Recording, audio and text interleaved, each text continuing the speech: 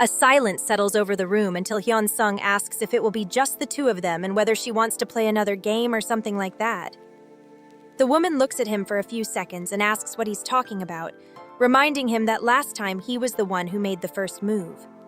The man blushes, and turning his back to his guest, asks what he did that time, trying to remember. Ju questions whether he truly doesn't recall. He lowers his gaze and thinks back to that day. It was when they arrived together at his apartment. She had been complaining about the heat, saying she was already too hot and that climbing the stairs had nearly killed her. The host told her to take a shower and offered her some clothes to change into. That sparked her curiosity. Then Hyun-sung handed her a shirt and asked her to wear it. He added that she could keep it, since they weren't selling anyway and were piled up at his place. Even more intrigued, she asked if he also sold t-shirts. He replied that he didn't. They were merchandise he had made when he was in a band.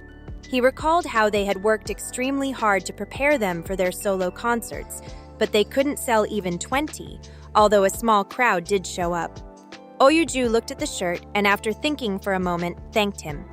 In the bathroom, she brushed her teeth and wondered why she had followed him there. It was fine to sleep in the same bed, but they weren't that close and it felt a little awkward. Then she told herself to stop overthinking it and treat it as if she were with a friend. Besides, she believed he probably didn't see her any differently either. After showering, she came out feeling refreshed. Hyun-sung asked if she felt better. She said yes and told him it was his turn to shower, which he confirmed. Before going in, he mentioned there were drinks in the fridge and that she could help herself if she wanted. If she was tired, she could also go to sleep first. She stayed silent for a few seconds, then flopped onto the bed, saying she couldn't take it anymore, that she was so exhausted, she felt like she was going to die. However, she reflected that she had to wake up early the next day to leave. If she stayed too long, like last time, she might be bothering him. At that moment, Hyun-sung's phone started ringing, catching her attention. She walked over and wondered who would be calling at that hour, considering that not even spam calls did that. When she looked at the screen, she saw the name Haein. She picked up the phone and called out to Hyun-sung from the bathroom, telling him Haein was calling and that it seemed urgent. He opened the door quickly, completely naked, and asked if she was at the studio right now. For a split second, Ju saw him entirely before he hid behind the door, extending his hand while apologizing and asking for the phone. She handed it to him, saying it was fine, and walked away while hearing him explain where the warehouse key was. Sitting on the bed, she wondered if he had realized that she saw him completely.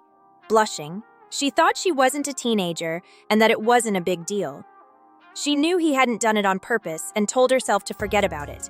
But after a few seconds, she admitted to herself that he was all man. When he came out of the bathroom, Hyun-sung asked if she was still awake and commented that she had fallen asleep without covering herself. He said he understood, since it was very hot. He thought maybe she hadn't seen him, since he had managed to hide with moves worthy of a pro gamer. There was no way her eyes could have followed something that fast. However, what he didn't know was that Ju was still awake. As he lay down, he thought it would be best to sleep, since he would play a bit the next day. But his guest called out to him. He asked if she wasn't asleep. Then she directly asked when his last relationship had been. The question caught him off guard. Even so, he replied that he had always had a girlfriend and that, after all, he was a rock star. Ju asked if he was serious. After thinking for a moment, he admitted that it had actually been quite a while and that he was too busy right now to think about those things.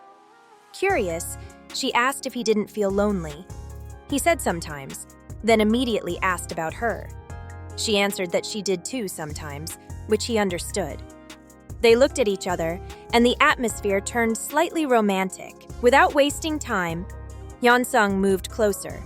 Ju was startled and asked what he was doing. Confused, he asked if that wasn't the vibe. She replied that it absolutely wasn't, leaving him even more bewildered, since he thought they were on the same page. He stood up and apologized, saying he thought that was the vibe. In the end, she said it was fine. though to herself she admitted she understood and hadn't expected him to be so bold. After that moment, she lay back down and suggested they go to sleep, since they were both tired. The man fell silent and then wished her good night. Back in the present, both of them are blushing. Then he asks if what happened earlier wasn't a misunderstanding. Oyuju sighs and says, no, it wasn't a misunderstanding. She tells him to read the situation better. If it had truly been an accident, she wouldn't have shown up that day with beer at his apartment or come back to see him again. After hearing that, Hyun-sung asks what that means, and she reminds him that she already told him once. He's very handsome. And she questions whether she needs to explain it more clearly. He is left speechless. He thinks it's strange, not as if something like that has never happened to him before, but he wonders why he feels that today might be the most important moment of his life. He asks if she wants another beer. His guest says yes. Meanwhile, the next day, with Haein and Yewon, the alarm starts ringing, waking the young man. As he gets up, he wonders what's going on and whether the alarm was set. He grabs his phone and turns it off, commenting that he should have disabled it the day before, but completely forgot. He looks at his guest. Normally, she always wakes up before him, but today she's sleeping deeply. He lies back down and watches her. He reflects that strange things happened the day before, but even so, everything turned out fine, and he feels they became a little closer. However, when he touches her, he notices something. He wonders if he's imagining it and questions why Haein's body feels so hot, asking himself if she might have a fever.